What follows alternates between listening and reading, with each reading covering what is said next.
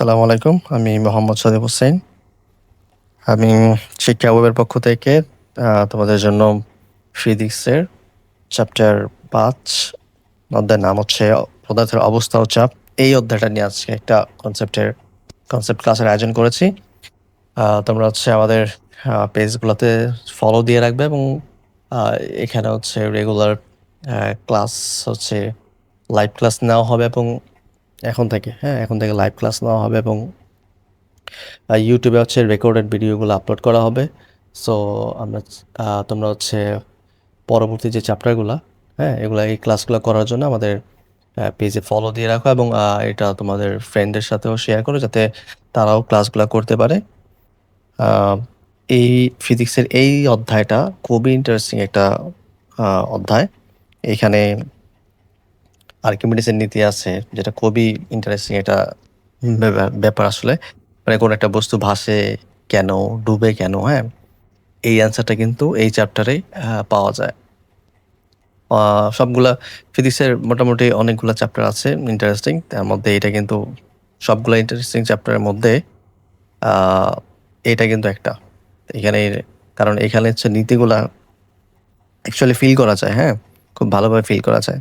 So আমরা এই চ্যাপ্টারটা একদম বেসিক নিয়ে আলোচনা করব। তোমরা ক্লাসটা শেয়ার করে দিবে ফ্রেন্ডদের সাথে। চলো শুরু করি আমরা। ওকে, সো পদার্থের অবস্থা হচ্ছে আপনি যখন আলোচনা করব আমরা তো জানি পদার্থের অবস্থা আসলে ৩ প্রকার আমরা জানি। এটা তোমরা দেখেছ অলরেডি তোমাদের নিচে ক্লাসে তোমরা অলরেডি দেখেছ। কঠিন তরল আর সে বায়বীয়, কঠিন তরল আর হচ্ছে বায়বীয় বা গ্যাসীয় বলা যায় এটাকে। সো এই 3টা অবস্থা আছে, বাট এইখানে এই চ্যাপ্টারে আমরা নতুন একটা অবস্থা নিয়ে আলোচনা করব। সেটার নাম হচ্ছে প্লাজমা অবস্থা। তো আমরা এটা পরবর্তীতে ডিটেলসে জানবো সেই অবস্থা সম্পর্কে। এখানে চাপ নিয়ে আলোচনা হবে, মানে মোটা দাগে হচ্ছে এখানে পুরা অধ্যায়ে চাপ নিয়ে আলোচনা হবে এবং শেষে গিয়ে পদার্থের অবস্থা নিয়ে একটু আলোচনা হবে। এবং এই চাপ কঠিনের উপরে চাপটা কিভাবে দেয়, তরলের উপরে চাপটা কিভাবে দেয়, বায়বীয় বস্তুর উপর চাপটা কিভাবে দেয় হচ্ছে আমরা, বা বায়বীয় পদার্থ কিভাবে চাপটা দেয়, আমরা সেগুলো নিয়ে হচ্ছে আলোচনা করব।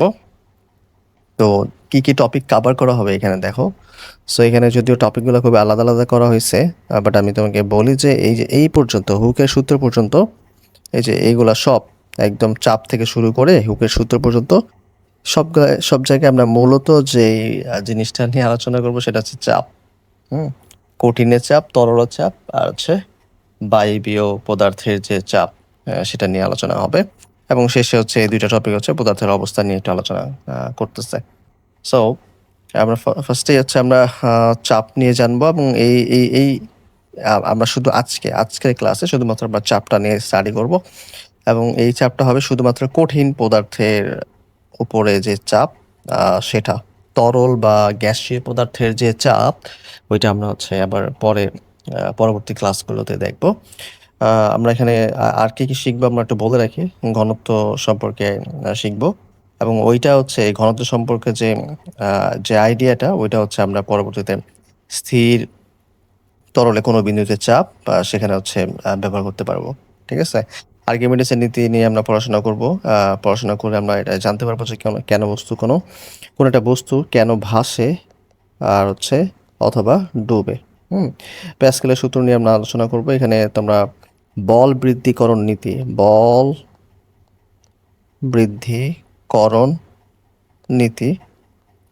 এটা নিয়ে পড়বা। এই বল বৃদ্ধিকরণ নীতি তোমরা একটা অ্যাপ্লিকেশন দেখতে পারো যে রাস্তায় দেখবা যে যখন কাজ করে, গভর্নমেন্টের বিভিন্ন কাজ হয়, দেখবা যে একটা ক্রেন নিয়ে মাটি ওঠায়। সো ওইটা কিন্তু এই প্যাসকেলের সূত্র, এটা এই প্যাসকেলের সূত্র অনুযায়ী কিন্তু এটা অ্যাপ্লিকেশন হচ্ছে। তারপরে বায়ুমণ্ডল, যেমন তুমি এখন যেখানেই বসে থাকো না কেন, বায়ুমণ্ডল তোমাকে একটা চাপ দিচ্ছে, তোমার বডিতে একটা চাপ দিচ্ছে, আর ভিতর থেকেও একটা বাইরের দিকে একটা চাপ আছে। সো বায়বীয় পদার্থ যে চাপ দেয় এটা নিয়ে আমরা হচ্ছে ডিটেলসে জানবো।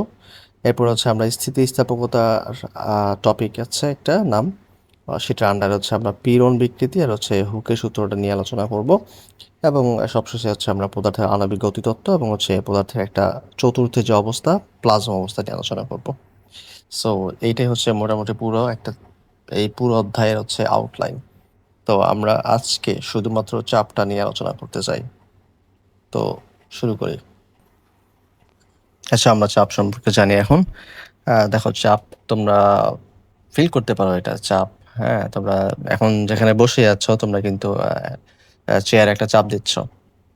অথবা তোমরা কোনো সোফার মধ্যে বসে থাকলে অথবা বিছানার মধ্যে বসে থাকলে দেখবে যে এটা একটু একটু নিচে হয়ে গেছে। হ্যাঁ, ফোম জাতীয় কোনো কিছুর উপর তুমি বসে থাকলে দেখবে যে এটা একটু কি হয়ে যায়, একটু গর্তের মতো হয়ে যায়। তার মানে তুমি কিন্তু এখানে একটা চাপ দিচ্ছ, এটা কিন্তু দেখা যাচ্ছে, তাই না? এখন কথা হচ্ছে যে এটা তো আমরা দেখতে পারি, বুঝতে পারি, ফিল করতে পারি, কিন্তু এটা একটা ডেফিনেশন লাগবে তো। সো ডেফিনেশনটা হচ্ছে যে একক ক্ষেত্রফলের উপরে, এই যে একক ক্ষেত্রফলের,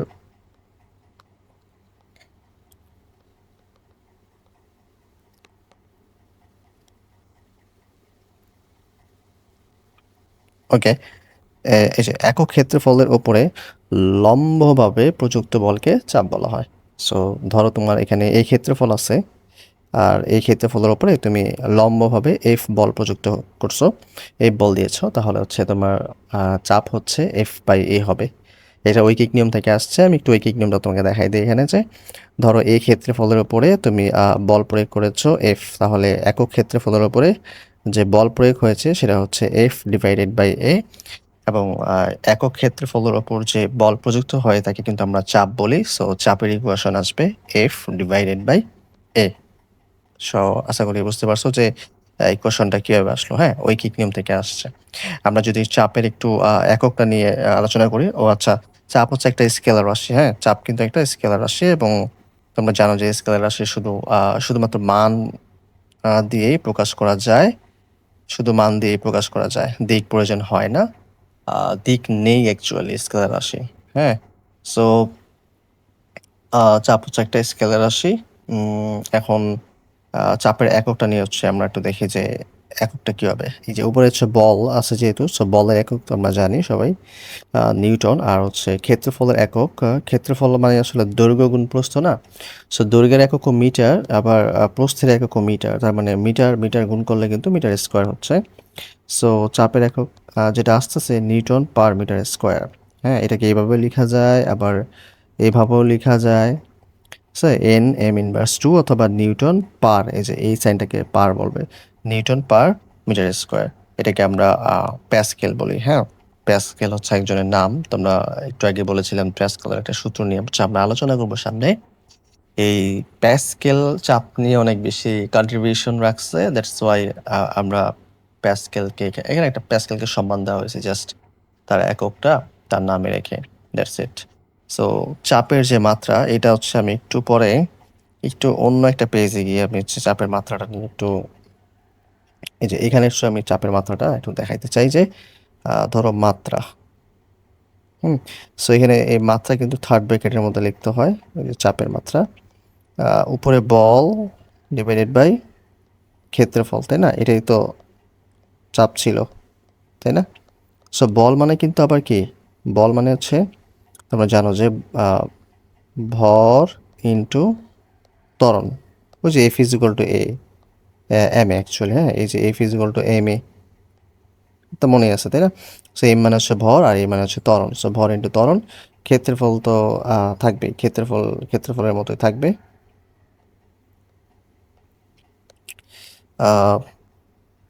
ক্ষেত্রফল অ্যাকচুয়ালি তুমি দৈর্ঘ্য গুণ প্রস্থ দিতে পারো ক্ষেত্রফলকে, বা সবসময় তো দৈর্ঘ্য গুণ প্রস্থ হয় না আসলে। হ্যাঁ, সো ক্ষেত্রফলকে আমরা হচ্ছে ক্ষেত্রফলে লিখি আপাতত। দেখো, এই ত্বরণকে তুমি যদি আবার ভাঙো, তো এখানে ত্বরণ মানে কিন্তু আবার সরণ ডিভাইড, বেগ ডিভাইডেড বাই সময়। সো এখানে হচ্ছে বেগ, আর নিচে আসবে সময়। ক্ষেত্রফল তো এখানে থাকবে, তাই না? আমি শুধু ইয়াকে ভাঙছি, হ্যাঁ, ত্বরণকে ভাঙছি, বেগ ডিভাইড বাই সময়। আবার বেগকে কি লেখা যায় বলো তো? ভর থাকবে, আর এখানে তোমার বেগ মানে হচ্ছে সরণ বাই সময়। তো উপরে একটা সরণ, আর নিচে সময় অলরেডি একটা আছে, তুমি আরেকটা সময় নিচে লিখলে একসাথে দুটো লেখা যাবে। আর ক্ষেত্রফল তো এখানে থাকবেই, তাই না? ক্ষেত্রফল তো থাকবেই। সো এগুলো যদি তোমরা এখন দেখো সবগুলা মৌলিক রাশিতে নিয়ে আসছি, যে ভর মৌলিক রাশি, সরণ মৌলিক রাশি, ক্ষেত্রফল। ক্ষেত্রফল যদিও যৌগিক রাশি, কিন্তু ক্ষেত্রফল মানে দৈর্ঘ্য গুণ প্রস্থ, ওটা ধরে আমরা এখানে কিন্তু একটা মাত্রা নিতে পারবো আরকি, হ্যাঁ? সো ভরের মাত্রা হচ্ছে m, সরণের মাত্রা হচ্ছে তোমার l, আর ক্ষেত্রফলের মাত্রা l স্কোয়ার, সময়ের মাত্রা হচ্ছে t স্কোয়ার। সো এইখান থেকে উপরে একটা l, নিচে হচ্ছে 2টা l, হ্যাঁ? তাহলে ক্যালকুলেশন করলে নিচে একটা l থাকে, তাই না? আর নিচে একটা l যদি আমরা উপরে উঠায় দেই তাহলে কিন্তু m l ইনভার্স হয়ে যাবে। আবার t নিচে স্কোয়ার আছে, উপরে উঠাইলে এটা কিন্তু t ইনভার্স 2 হয়ে যাবে, তাই না?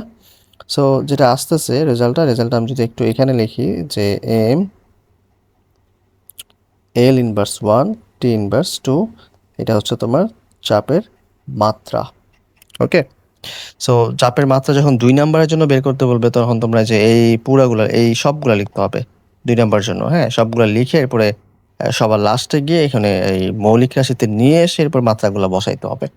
এভাবে করতে হবে। আর এমসিকিউতে আসলে তোমরা সরাসরি এটা মুখস্থ, তোমার যদি এটা মনে থাকে তাহলে তোমরা সরাসরি হচ্ছে মুখস্থ বসায় দিবা।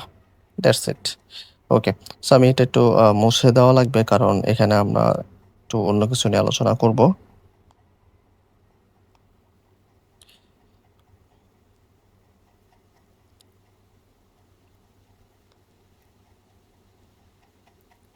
সো তোমরা ভিডিওগুলা একটু সবার সাথে একটু শেয়ার করে দিও, হ্যাঁ? আ যাতে সবাই ক্লাসগুলা করতে পারে, সবার সাথে একটু শেয়ার করে দিও।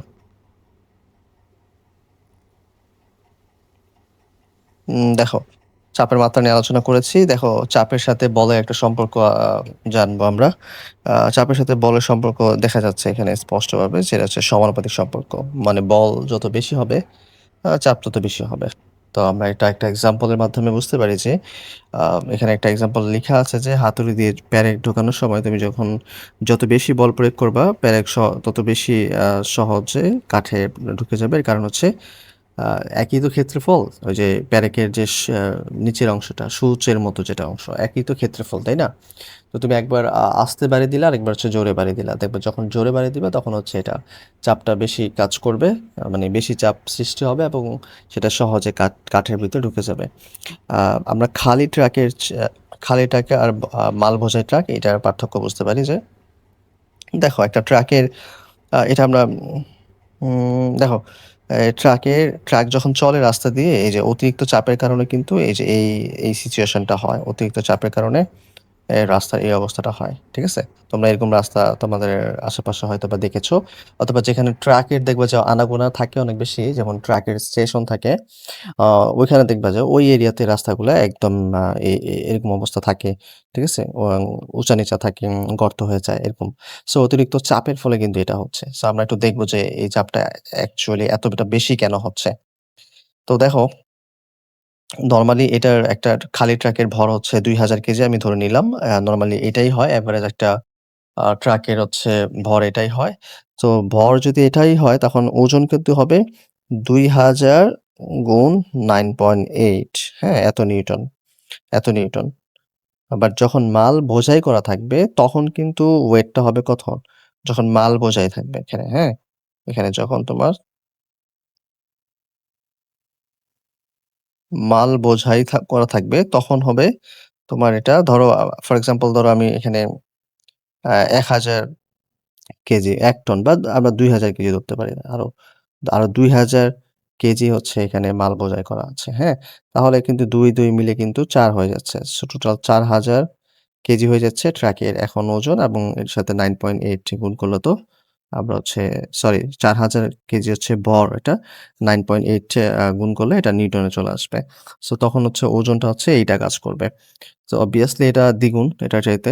সো যখন আ দ্বিগুণ পরিমাণ বল সে প্রয়োগ করবে নিচের দিকে এই টায়ারগুলোর মাধ্যমে, হ্যাঁ? টায়ারগুলোর মাধ্যমে তখন কিন্তু আ রাস্তার ওই অবস্থাটা হবে যেটা দেখাইছিলাম। সো অ্যাকচুয়ালি কি হয়, খালি ট্রাকের চাইতে ভরা মাল বোঝাই ট্রাক, এটা অনেক বেশি চাপ দেয়। কারণ হচ্ছে এখানে বেশি পরিমাণ বল দেওয়া হয়। আ মাটির রাস্তার মধ্যে বেশি পরিমাণে বল দেওয়া হয়। যখন মাল বোঝাই করা থাকবে তখন। তো এইটা হচ্ছে সম্পর্কটা হচ্ছে যে আ বা F হচ্ছে আ যদি বাড়ে তাহলে চাপটাও কিন্তু বাড়বে এবং মনে রাখতে হবে এখানে ক্ষেত্রফল যাতে কনস্ট্যান্ট থাকে। ক্ষেত্রফলটা যাতে স্থির থাকে সেই ব্যবস্থাটা করতে হবে। হ্যাঁ? কারণ দেখো আমরা আমরা যে এক্সাম্পলটা ট্রাকের এক্সাম্পলটা দিয়েছি, এখানে কিন্তু ধরো যে যখন খালি ট্রাক ছিল তখন ওটার যে কটা চাকা ছিল, দ্যাট মিনস যে ক্ষেত্রফলটা ছিল যখন মাল বোঝাই করা ছিল, তখনও তো সেই কয়টাই চাকা আছে। তার মানে সেই কয়টাই কিন্তু তার ক্ষেত্রফল কিন্তু চেঞ্জ হয় নাই। হ্যাঁ? তো ক্ষেত্রফল চেঞ্জ হয় নাই কিন্তু বলটা চেঞ্জ হইছে, বলটা বেড়ে গেছে। দ্যাট ইস ওয়াই চাপটাও বেড়ে গেছে। ওকে? সো আমরা এখন এরপর একটু অন্যরকম সম্পর্ক দেখব যে আমরা আম চাপের সাথে হচ্ছে আমরা ক্ষেত্রফলের সম্পর্ক দেখব। আমরা তো চাপ ইজ ইকুয়াল টু দেখছিলাম যে F divided by A, right? So এখন আমরা চাপের সাথে আ আমরা ক্ষেত্রফলের সম্পর্কটা একটু দেখব যে এখানে বোঝা যাচ্ছে ব্যস্তানুপাতিক সম্পর্ক। তার মানে অবশ্যই ক্ষেত্রফল বাড়লে চাপ কমবে আর ক্ষেত্রফল কমলে চাপ হচ্ছে বাড়বে। তো ক্ষেত্রফল কমলে এই যে ক্ষেত্রফল কমলে চাপ যে বাড়ে, আমরা এইটা একটু দেখি এখানে। এই যে এই পিকচারটা একটু দেখো এখানে। এই যেদিকে বাড়ি আঘাত করা হচ্ছে সেই দিকে কিন্তু মোটামুটি মোটা থাকবে, হ্যাঁ? আর এইদিকে কিন্তু দেখো অনেক সরু থাকবে। একদম অনেক তীক্ষ্ণ থাকবে, ধার করা থাকবে এটা এবং এটার মাঝে, মাঝে ধার দেওয়া হয় অ্যাকচুয়ালি পাথর কাটার জন্য। তো এইখানে এরিয়াটা অনেক কমে যাচ্ছে, হ্যাঁ? এখানে এরিয়াটা কমে যাচ্ছে এবং যার ফলে কিন্তু এখানে প্রেশারটা বেশি কাজ করতেছে। একই পরিমাণ বল দিলে এখানে একই পরিমাণ বল দিলে তো এই ক্ষেত্রফলটা এখানে কমে যাওয়া ক্ষেত্রফলটা কম হওয়ার কারণে প্রেশারটা এখানে বেশি কাজ করবে। ঠিক আছে? তো আমরা আরো একটা এক্সাম্পল আ এখানে হ্যাঁ, প্যারিক জোকার এটা দিয়েছে। ছুরি যেমন ক্ষেত্রফল অনেক আ আ কম হয়। তোমরা জানো যে আ দেখো ছুরি কিন্তু আবার মাঝে, মাঝে ধার দেওয়া যখন ঠিকমতো কাজ করে না তখন কিন্তু ছুরি ধার দেওয়া হয়। ধার দিয়ে আসলে কি হয়? ক্ষেত্রফলটা কমানোর চেষ্টা করা হয় এবং যখন ক্ষেত্রফল কমে যায় তাহলে কিন্তু তখন আ প্রেশারটা ওই ছুরিটা দিয়ে প্রেশারটা বেশি কাজ করবে। তার মানে ছুরিটা দিয়ে তুমি সহজে কাটতে পারবা। কোন কিছু কাটতে গেলে তুমি আ গাজর অথবা শসা যদি কাটতে চাও তাহলে খুবই আ ধার হলে আ ধার হওয়া মানে আসলে কি? ক্ষেত্রফল কম হওয়া, তাই না? সো তখন হচ্ছে চাপটা বেশি পড়ে এবং কাটতে সহজ হয়। আ এটাই আরকি। সো আর তোমরা তোমার মেডিকেলে যারা গিয়েছো কখনো হসপিটালে দেখেছো যে আ আ ব্লাড স্যাম্পল নেওয়ার সময় ওখানে হাতের হচ্ছে শিরাতে রক্তনালী হাতের রক্তনালীতে হচ্ছে ঢুকায় তোমার নিডেল ঢুকায়, হ্যাঁ? সো তখন দেখবে যে ওগুলা খুবই সূক্ষ্ম থাকে। অনেক চিকন থাকে। তো ওটার ক্ষেত্রফল কিন্তু অনেক কম, তাই না? তো ক্ষেত্রফল অনেক কম হওয়ার কারণেই কিন্তু ওটার চাপটা অনেক বেশি পড়ে। ঠিক আছে? চাপটা অনেক বেশি পড়ে। আ তোমাদের সামনেই একটা এক্সাম্পল আছে। আমি যদি বলি তোমাদের তোমরা একটু তোমাদের একটু কলমটা একটু নিবা এখন। তোমাদের সামনে একটা খাতা যদি থাকে, খাতাতে কলমের যে অংশটা দিয়ে আমরা লিখি, সেই অংশটা দিয়ে একটা জোরে করে একটা চাপ দিবা। এত জোরে দিবা না যাতে ভেঙে যায় কলমটা। মোটামুটি একটা ফোর্স দিয়ে তুমি একটা ফোর্স এপ্লাই করো আরকি, হ্যাঁ? এরপর এ এ এরপর কলমটা তুমি উল্টায় ধরবা, হ্যাঁ? কলমের তোমরা তো জানো এটা পেছনের সামনের দিকটা হচ্ছে তোমার মোটামুটি এই যে এরকম থাকবে, হ্যাঁ? সো এরপর এই যে এই সাইডটা দিয়ে তুমি যদি আ আবার হচ্ছে সেই খাতাতে বল প্রয়োগ করো অন্য একটা জায়গায়, আ তখন তুমি দেখতে পারবা কি দেখতে পারবা বলো তো? যখন তুমি এই অংশটা দিয়ে যখন তুমি এই যে এই অংশটা দিয়ে তুমি বল প্রয়োগ করেছ, তো দেখবা যে ওইখানে কয়েকটা পেজ উল্টাও। কয়েকটা পেজ উল্টাইলে তুমি দেখতে পারবা যে এটা একটা প্রেশার যে পড়েছে সেটার একটা চিহ্ন কিন্তু তুমি দেখবা যে প্রতিটা কয়েকটা পেজে দেখবা ছোট, ছোট করে গর্ত হয়ে গেছে, হ্যাঁ? সো দেখো আ আ এইখানে ক্ষেত্রফলটা কম হওয়ার কারণে চাপটা বেশি পড়ছে। তাই এই ঘটনাটা ঘটছে। আর এই দিকের বেলায় তুমি ধরো এই দিকের বেলা তুমি যে বল দিয়েছো, এই দিকের বেলা তুমি তার চাইতে বেশি বল দিয়েছো। কিন্তু তারপরেও দেখবা যে এখানে কোনো ইফেক্ট পড়ে নাই। তার মানে এখানে কোনো দেখবা যে গর্তের মতো সৃষ্টি হয় নাই। দ্যাট মিনস ক্ষেত্রফল বেশি, চাপ কম। ঠিক আছে? এই যে ক্ষেত্রফল বেশি হইলে চাপ কম হয়। তাই না? এরকম তোমরা বুলেট তো দেখছো, হ্যাঁ? আ আ পিস্তল দিয়ে যখন বন্দুক দিয়ে যখন বুলেট বের হয়, তোমরা দেখছো যে বুলেটের সামনের অংশ কিন্তু এরকম তীক্ষ্ণ থাকে, হ্যাঁ? সূচালো থাকে। যাতে করে হচ্ছে ওখানে প্রেশারটা যার যার গায়ে হচ্ছে বুলেটটা মারা হইছে ওখানে যাতে প্রেশারটা বেশি পড়ে এবং আ গুলিটা যাতে শরীরের ভেতরে ঢুকে যায়। এজন্য এই গুলিটা সামনের দিকে সরু রাখা হয় আরকি। ওকে? সো রকেটের সামনেও এরকম সরু রাখা হয়। ওটা অবশ্য প্রেশারটা রিলিজ করার জন্য অ্যাকচুয়ালি রকেটের সামনের দিকটা আ সরু রাখা হয়। ওকে। সো হোয়াটএভার আমরা আ দেখো এইখানে একটা এক্সাম্পল আছে। খুব ইন্টারেস্টিং এক্সাম্পল। এখানে তুমি দাঁড়িয়ে থাকা অবস্থায় তুমি যে ওজন দিবা আ ভূমিতে, আমি ধরি তোমার হচ্ছে ওজন হচ্ছে তোমার ভর হচ্ছে 60 কেজি। তাহলে তুমি ধরো 60 ইন্টু 9.8 এত নিউটন বল তুমি হচ্ছে আ আ ভূমিতে দিবা। হ্যাঁ?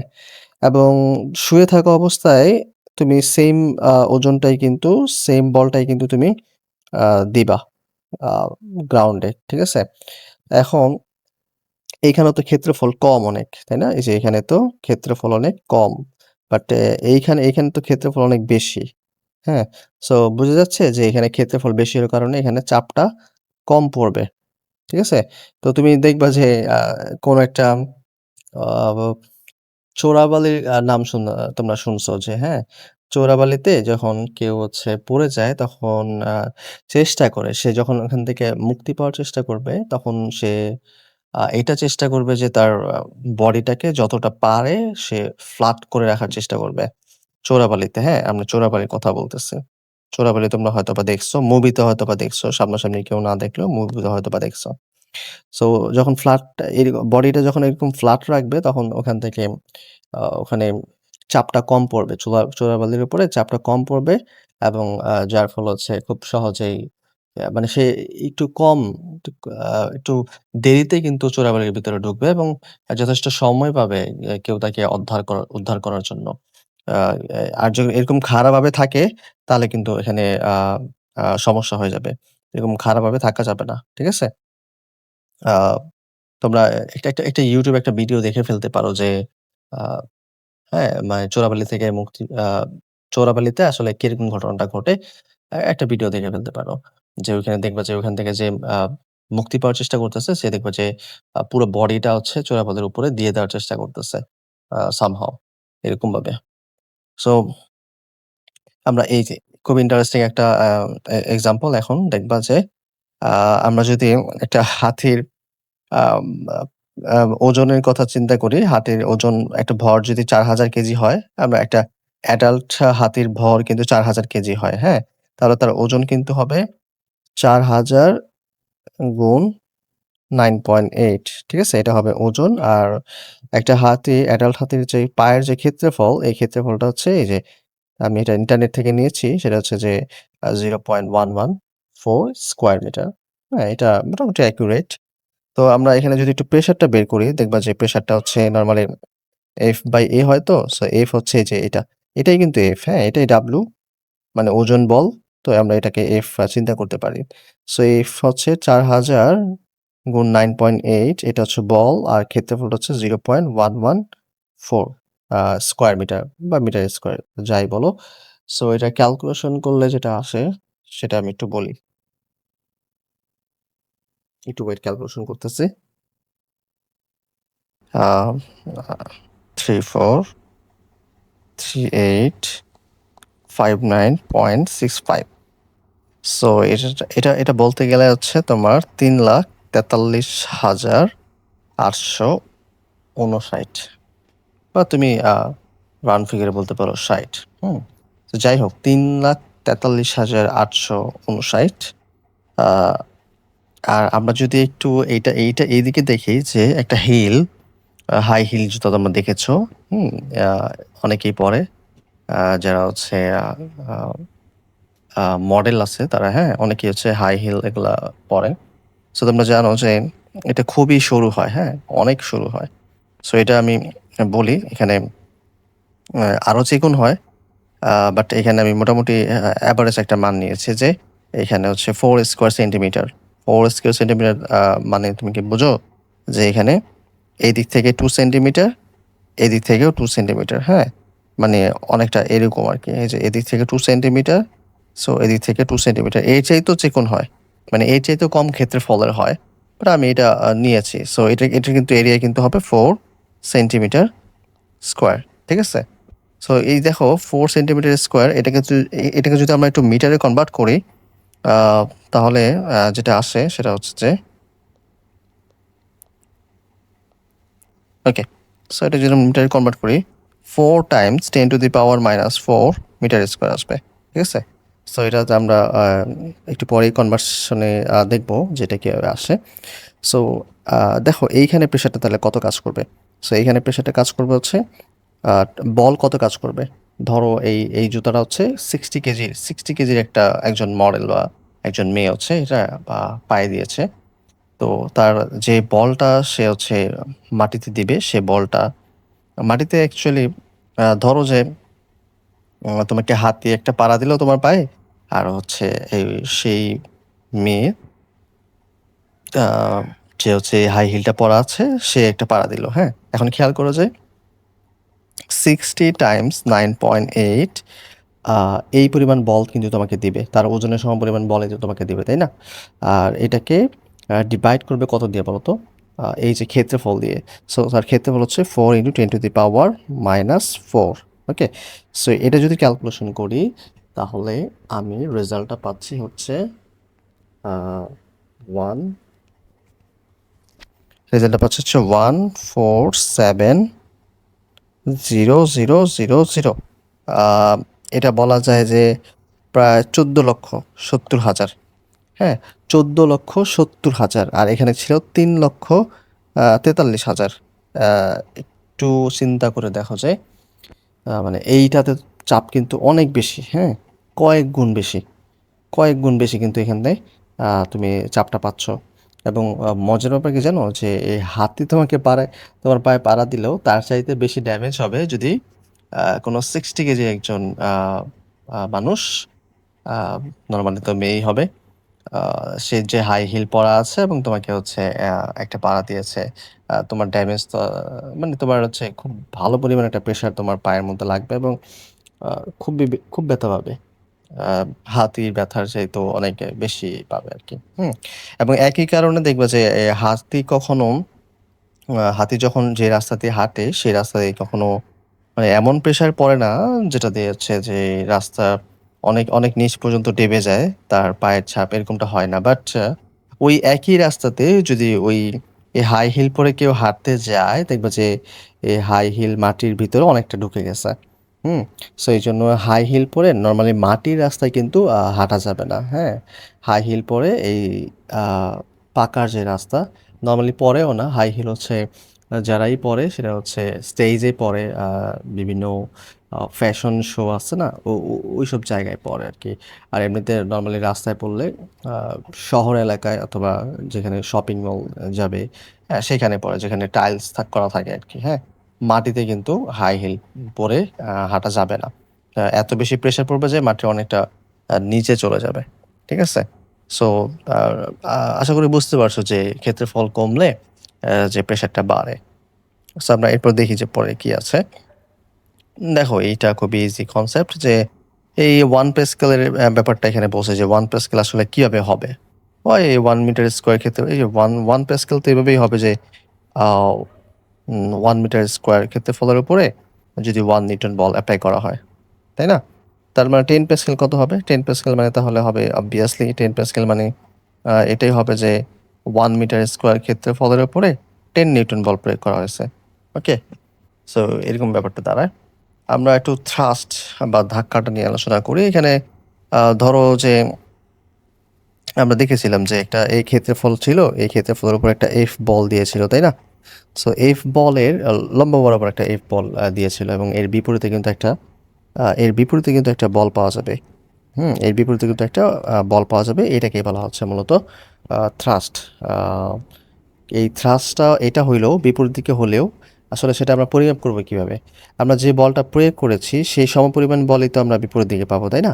তাহলে হচ্ছে আমরা কতটুকু বল প্রয়োগ করলাম সেই ক্ষেত্রফলের উপরে সেটাই কিন্তু আসলে থ্রাস্টের মান বা ধাক্কার মান।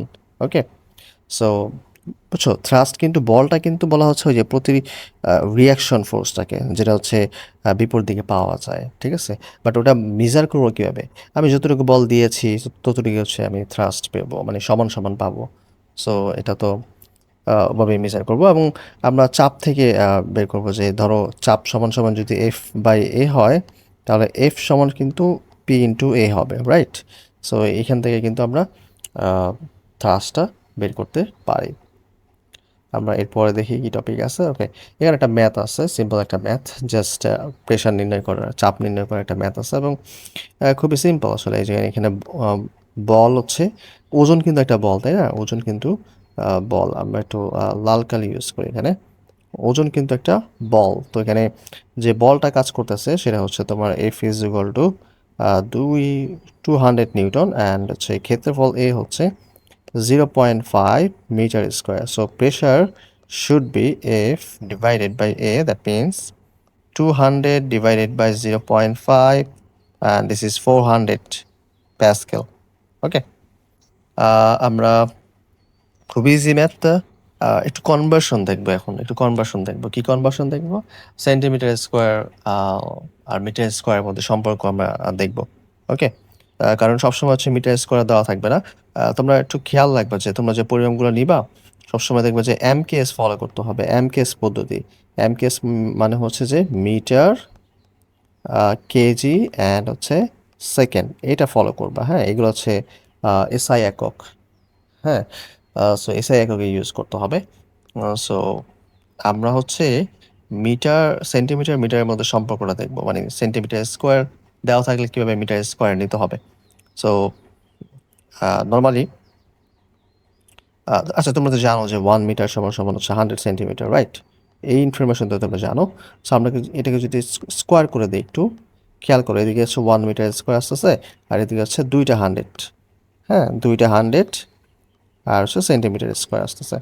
ওকে, সো এটা মানে কিন্তু 10⁴ সেন্টিমিটার স্কোয়ার সমান সমান 1 মিটার স্কোয়ার, রাইট? এটা তো আছে সম্পর্ক, বাট আমাদের দরকার হচ্ছে সেন্টিমিটার থেকে মিটারে। সো খেয়াল করো এখন, আমি যদি এটাকে একটু 1 সেন্টিমিটার রাখি এখানে, তাহলে আমাকে অবশ্যই 10⁴ এই পাশে পাঠিয়ে দিতে হবে। আর এই পাশে যখন আমি পাঠিয়ে দেবো তখন 10⁴ নিচে চলে আসবে, রাইট? 10⁴, এই যে 1 ডিভাইড বাই 10⁴ মিটার স্কোয়ার চলে আসবে। সো এখন একটু খেয়াল করো যে এই 1 ডিভাইড বাই 10⁴ এর মানে কিন্তু আসলে 10⁻⁻⁴, রাইট? সো 10⁻⁻⁴ মিটার স্কোয়ার সমান সমান হচ্ছে 1 সেন্টিমিটার স্কোয়ার। এটাকে আমরা একটু ঘোরায় লিখি, সেটা হচ্ছে যে ধরো যে 1 সেন্টিমিটার স্কোয়ার সমান সমান 10⁻⁻⁴ মিটার স্কোয়ার। এই যে এইটা মনে রাখতে হবে যে সেন্টিমিটার থেকে মিটার স্কোয়ারে কীভাবে যাবা, এইটা মনে রাখতে হবে জাস্ট। ওকে, এখন আমরা একটু পরের ম্যাথটা দেখি। ওকে, সো দেখো এখানে কিন্তু সে আগের মতোই তো। ওকে, সেখানে জাস্ট বল দেওয়া আছে, একদম ওজন দেওয়া আছে যে একটি বইয়ের ওজন হচ্ছে 50 নিউটন। সো এটাই কিন্তু এফ হবে 50 নিউটন।